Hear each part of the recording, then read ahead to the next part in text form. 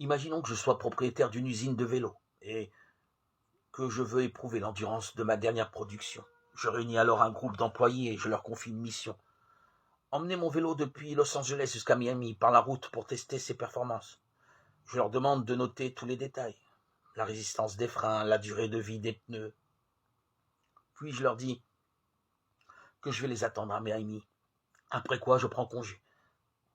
Juste après mon départ, les employés se réunissent et commencent à organiser des comités pour étudier la manière la plus rapide, la plus économique, la plus facile d'amener le vélo jusqu'à Miami. Ils passent des heures et des heures à analyser quelle serait la meilleure méthode pour accomplir la mission. Ils rédigent des propositions et produisent des livres sur le sujet. Finalement, ils en concluent qu'il vaut mieux faire voyager le vélo par avion. C'est le moyen le plus rapide et ils font une affaire sur le prix d'un billet d'avion.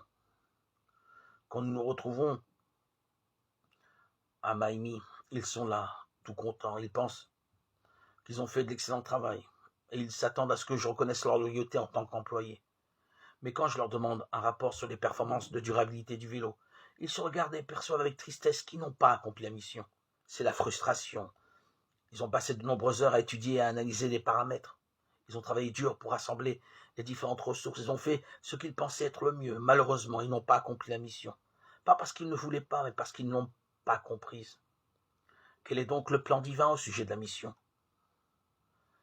Le Seigneur aurait pu faire proclamer sa parole par les anges, exemple de péché. Mais ce n'était pas là son plan. Il est évident que Dieu a un plan pour accomplir sa mission. Il serait injuste s'il nous avait donné la mission sans nous enseigner comment l'accomplir. Il ne s'agit pas d'inventer une méthode pour faire ce qu'il nous a déjà enseigné. Il nous a enseigné que nous recevrons de la puissance quand l'Esprit Saint viendra sur nous. Et nous serons ses témoins à Jérusalem, dans toute la Judée et en Samarie jusqu'aux extrémités de la terre. Acte 1, 8. Être un témoin est un attribut propre aux êtres humains. Les animaux, les objets ne peuvent témoigner. Un témoin, c'est quelqu'un qui dit ce qu'il a vu ou vécu. Jean déclare ce qui était dès le commencement, ce que nous avons entendu, ce que nous avons vu de nos yeux, ce que nous avons contemplé et que nos mains ont palpé. Il s'agit de la parole, de la vie, car la vie s'est manifestée, nous avons vu, nous rendons témoignage et nous vous annonçons la vie éternelle qui était auprès du Père et qui s'est manifestée à nous. 1 Jean 1, 1, 2. Ainsi, quand Jésus a donné à ses disciples la mission, quelques instants avant de monter au ciel, il leur rappelait quelque chose qu'il leur avait déjà enseigné avant sa crucifixion.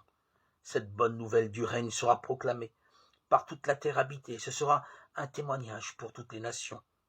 Alors viendra la fin. Matthieu 24, 14.